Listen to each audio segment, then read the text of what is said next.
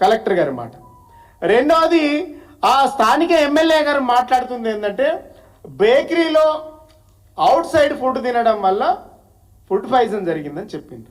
దీనికి ఇంకో ఉదాహరణ, గతంలో వాంకిడి దగ్గర శైలజ అనేటువంటి అమ్మాయి 27 రోజులు నీమ్స్ హాస్పిటల్లో చేరి చికిత్స పొంది మరణిస్తే ఆ రోజు అదే కమ్యూనిటీకి సంబంధించినటువంటి మంత్రి సీతక్క గారు ఏం మాట్లాడిందంటే అప్పాలు తిని ఫుడ్ పాయిజన్ జరిగిందన్నారు. మీరు అందరు చెప్పాలి, ఇక్కడ ఉన్నటువంటి పత్రికా మిత్రులందరికీ నేను అప్పీల్ చేస్తా ఉన్నా. ఈ తెలంగాణ అప్పాలు తినడము కొత్తనా? అప్పాలు తినడం అనేది ఇప్పుడు మనం నేర్చుకుంటున్నామా? అప్పాలు ఎప్పుడు తినలేదా? ఎవరు చేసుకోలేదా? గతం కంటే తెలంగాణ ఇప్పుడు బాగుపడ్డది కదా, మంచి నూనె దొరుకుతుంది కదా, నాణ్యమైనటువంటి నూనెలు కొనేటువంటి స్తోమతకి ఎదిగిండ్రు కదా. ఇలా ఎందుకు ఇట్లా మాట్లాడుతూ ఉన్నారు? అప్పాలు తిని ఆయిల్ ఫుడ్ తినడం వల్ల అస్వస్థకు గురైండ్రు, అందుకే హాస్పిటల్ పాలైండ్రని కించపరిచిండ్రు.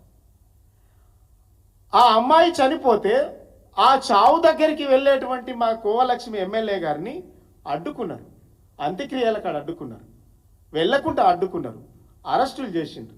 అంటే మేము అదేవిధంగా మా మాజీ మంత్రి హరీష్ రావు గారు, అదేవిధంగా మాజీ మంత్రి సబితా ఇంద్రారెడ్డి గారు స్వచ్ఛందంగా విద్యార్థులే మహేశ్వరం దగ్గర, రంగారెడ్డి జిల్లా మహేశ్వరం దగ్గర విద్యార్థులే రోడ్ల మీదకి వచ్చి మాకు పురుగుల అన్నం పెడతా ఉన్నారు, నీళ్ళ చారు పెడతా ఉన్నారు. అసలు మాకు కేసీఆర్ పాలనలో నాణ్యమైనటువంటి భోజనం ఉండే, ఆ భోజనం లేదు, చదువు లేదు, కనీసము ఇక్కడ నాణ్యమైన ఫుడ్ లేదు అనేసి రోడ్ల మీదకి ఎక్కితే, విద్యార్థులు స్వచ్ఛందంగా రోడ్ల మీదకి ఎక్కితే మా నాయకులు వెళ్ళి పరామర్శించేంత వరకు కూడా ప్రభుత్వానికి పట్టి లేదు, అలుకు లేదు, పలుకు లేదు, ఉలుకు లేదు.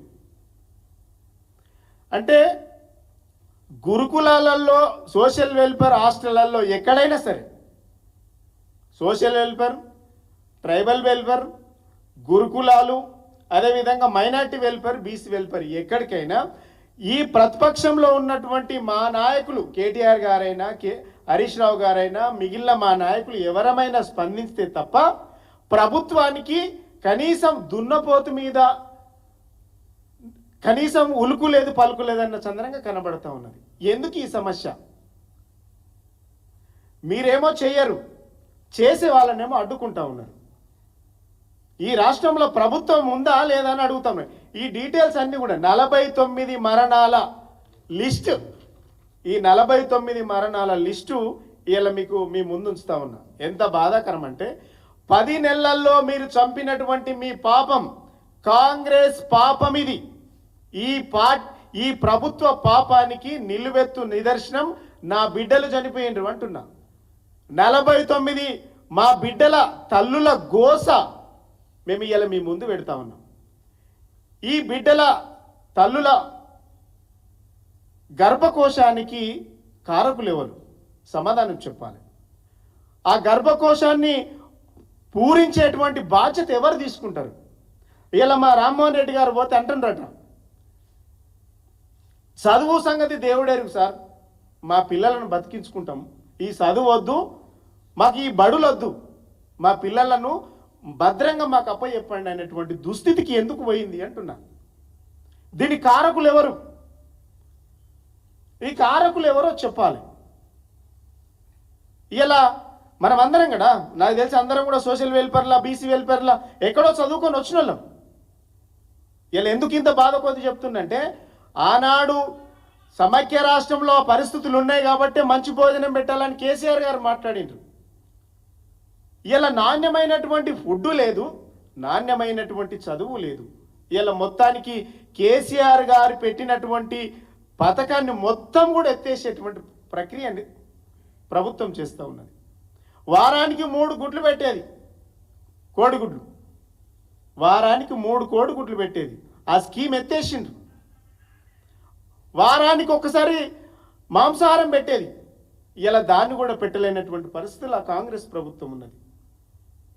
ఇలా ఎంతమందిని చంపుతారు? గమ్మత్ ఏంటంటే, మా బిడ్డలను చూసుకునేటువంటి ఎస్సీ, ఎస్టీ, బీసీ, మైనార్టీ అగ్రవర్ణ పేదల బిడ్డలను చూసుకోవడానికి సంక్షేమ శాఖ మంత్రి లేడు ఈ రాష్ట్రానికి. విద్యను ఎవరైతే అందిస్తున్నారో మా తెలంగాణ బిడ్డలు చదువుకున్నటువంటి ఈ తెలంగాణ విద్యా వ్యవస్థకు విద్యను చూడడానికి విద్యాశాఖ మంత్రి లేడు. మా తెలంగాణ ఆడబిడ్డలు, దళిత బిడ్డలు, గిరిజన బిడ్డలు, బహుజన బిడ్డల మీద అన్యాయంగా, కర్కశంగా, అమానుషంగా అత్యాచారాలు జరుగుతుంటే వాటిని కాపాడడానికి, శాంతి భద్రతలు చూడడానికి హోంశాఖ మంత్రి లేడు. ఇదేం గోస? ఈ 3 శాఖలు ఎవరి దగ్గర ఉన్నాయంటే ముఖ్యమంత్రి గారి దగ్గర ఉన్నాయి. ఇలా మేము అడుగుతా ఉన్నాం, అయ్యా మేమేం పాపం చేసుకున్నాం? మాకెందుకు ఈ వివక్ష? మాపై ఎందుకు ఈ కక్ష? దళిత బిడ్డలు, గిరిజన బిడ్డలు, పేద అగ్రవర్ణ పేదలు చనిపోతూ ఉంటే మీరు ఎందుకు స్పందించరు? మీ మంత్రులు ఎందుకు స్పందించరు? ముఖ్యమంత్రి 29 సార్లు ఢిల్లీకి వెళ్ళిండు. 29 సార్లు, అక్షరాల 29 సార్లు అంటే దాదాపుగా 58 సార్లు అన్నట్టు లెక్క.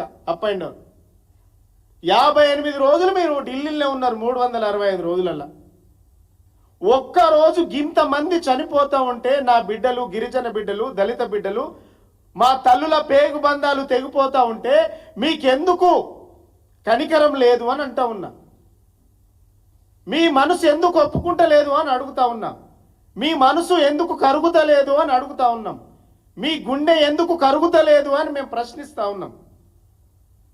ఇంతమంది చనిపోతే ఎందుకు మీరు కరుగుతలేరు? కనీసానికి వాటి మీద సమీక్ష లేదు. ఇంతమంది చనిపోయినా 1000 వరకు